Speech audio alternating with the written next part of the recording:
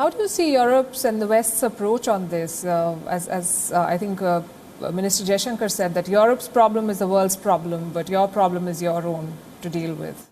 There's something in what he said there. I was following it. No, they have to.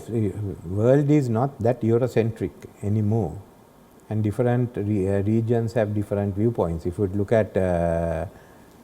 at East Asia, for instance, Japan, South Korea, they've taken a stronger stand against Russia. As you came to Southeast Asia, no, Vietnam is in the same position as India. When you came to the Indian Ocean, no one wanted to take sides. That's been a traditional way. I mean, we won't take sides in big power rivalry. So that's where we are. Sri Lanka is also suffering other kinds of shortages, food, medicine, other sorts of supplies. How do you plan to plug those gaps? All this is due to one reason. It's a shortage of dollars. We have to find the dollars. Till that, we have to depend on the countries and the organization that will help us. Our real crisis is a dollar crisis, nothing else. Also debt, $51 billion in debt. Yeah. The first time in Sri Lanka's history that you have defaulted. Is there no other way this could have been handled? Was a default? If you had gone earlier, you could have handled it. If you went in 2020, 2021 and 2020, you could have handled it. We didn't. You've been, of course, pushing for a bailout from the IMF. How are negotiations on that front going, since you've also taken the charge of the finance ministry now? It's going well. We have to get the debt restructuring plan. For that, we haven't had the expertise. We've got Lazard down and Clifford Chase. So this came in about a week or 10 days ago. They'll be here again this coming week. It's finding out from them how fast they can get the debt restructuring plan into place. And the problem there is that you are dealing with a large number of private creditors, and that's difficult. What kind of demands is the IMF making for a bailout, and what sort of help are you getting from India on that front? No, they want us, the debt to be at a sustainable level, so the debt repayment plan is based on that. It's a difficult time, I must admit, but I remember I knew him well. Your former Prime Minister Narasingha Rao, he used to tell us how badly he felt, but then he had to go through with it. It worked. Will a bailout be enough to restore your country's financial health? Because at the moment it seems that everything is focused on that bailout. It'll come and then things will change dramatically. No, bailout is needed, but it won't change overnight. We have to become a more competitive economy. We have to restructure the economy. We can't go back to the old economy that is import dependent, and the development thrust came through infrastructure. No, you can't. You have to go into an economy that is highly competitive, it's export oriented, and we can mobilize more support. We require more investments, change in our investment laws, more dynamic private sector. All that is needed. Those changes have to come about gradually, and you have to go back. We can't be falling back. We are becoming a upper middle we want to be upper middle income economy. We have fallen back. We must go to that. We must ensure the younger people, the ones who are rebelling today, will have a good future, and there will be a strong economy, and we will become a prosperous country. So we have to go for that, and a lot of changes have to be made. This type of economy, which is partially controlled, has reached its end. The market economy performed, the controlled economy didn't. You've been Prime Minister 5 times. Why did you not push for diversification of? I pushed for diversification. I was the Minister of, before I became PM, I was Minister of Industry. Then in 2003-2, I pushed for diversification before we could implement it, the regaining Sri Lanka. There was the election, I lost office. The next time we have to work on debt. I have to ensure that we had a surplus in the primary budget. We got that, and then we are working towards diversification when political issues, terrorism, all intervened. But those plans are there to be implemented now. They say good economics is bad politics. Would you say your career is proof of that? Not necessary. Good economics I have always advocated. I have won and I have lost. No regrets on those. You plan Credibility is there. Yes, absolutely, absolutely. That's most important, I think.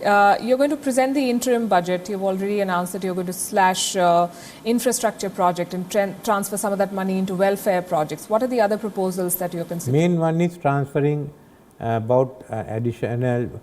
finding additional funds to pay the increase in interest rates and more money for welfare projects.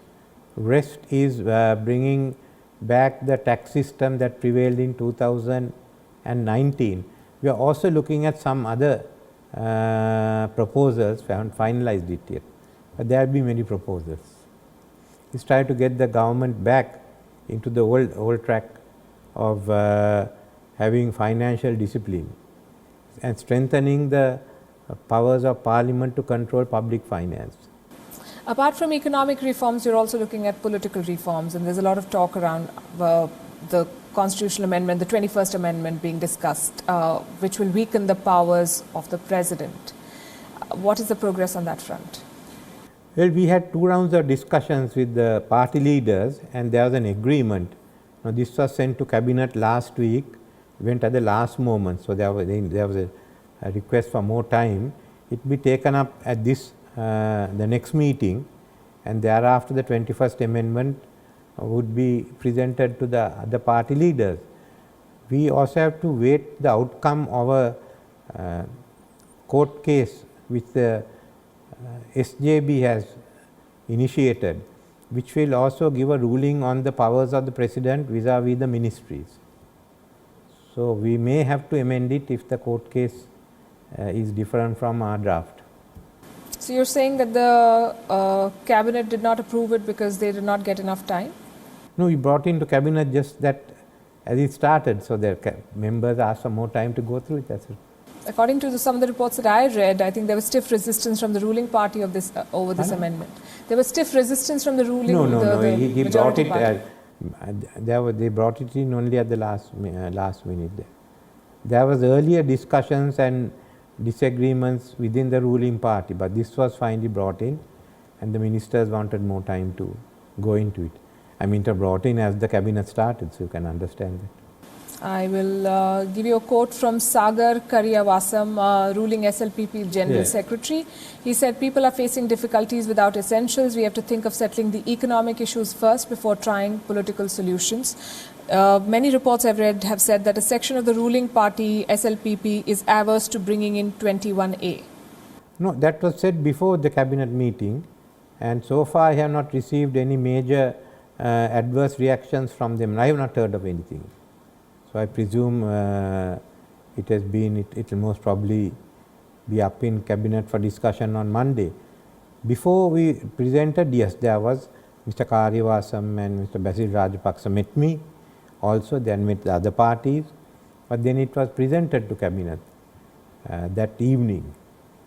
But it came at the last minute. The party leaders, the drafting committee finished work only at about 3 o'clock or so. So, they gave a copy at 4 o'clock, and all the ministers have copies, but I have not heard of any major reactions on this draft.